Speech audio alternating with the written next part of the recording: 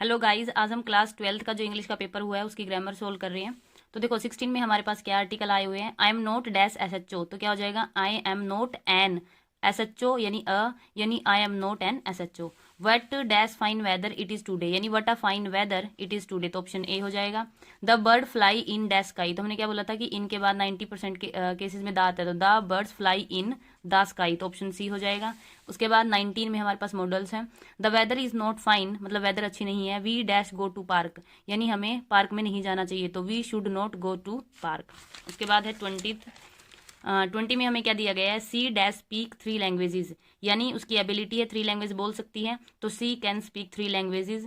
You dash consult some good doctor यानी ये भी हो सकता है कि you must consult some good doctor यानी हमें मतलब कि गुड डॉक्टर से कंसल्ट करना चाहिए, या फिर यू मस्ट यानी या फिर you need to consult some good doctor, या फिर ये हो सकता है कि तुम्हें गुड डॉक्टर से कंसल्ट करने की ज़रूरत है। तो इन दोनों ऑप्शन में कन्फ्यूजन है।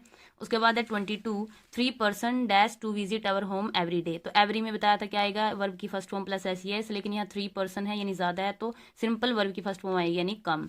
उसके बाद है he is dash in our village for 2 years यानी 2 साल से रह रहा है, तो क्या हो जाएगा he has been living in our village for 2 years. उसके बाद है 24th, the new teacher dash teach us for 6 month मतलब कि जो नई टीचर है वो हमें पिछले 6 महीनों से पढ़ा रही है। द न्यू टीचर हैव तो आ नहीं सकता, टीचर एक है, तो the new teacher has been teaching us for 6 months.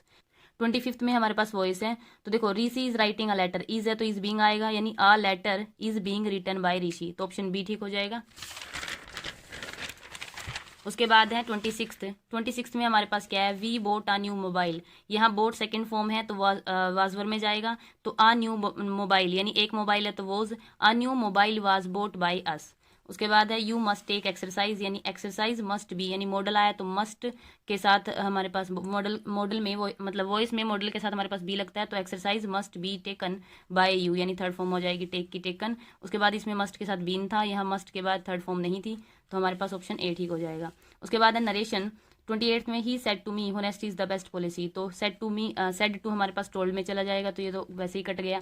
उसके बाद ही टोल्ड मी दैट होनेस्टी, क्योंकि ये हमारे पास क्या है मतलब कि कॉमन थॉट है, तो यहाँ होनेस्टी वाज नहीं आएगा, मतलब कि प्रेजेंट में ही रहेगा हमारे पास, तो he told me that honesty is the best policy. उसके बाद he said to me thank you, ये इसका मुझे कन्फ्यूज़न है, ये हमने गूगल पे भी देखा, लेकिन ही थैंक टू मी ऐसा कुछ आ रहा है, तो उस हिसाब से तो नन ऑफ द अबव। बाकी आप देख लेना आपने क्या लगाया है।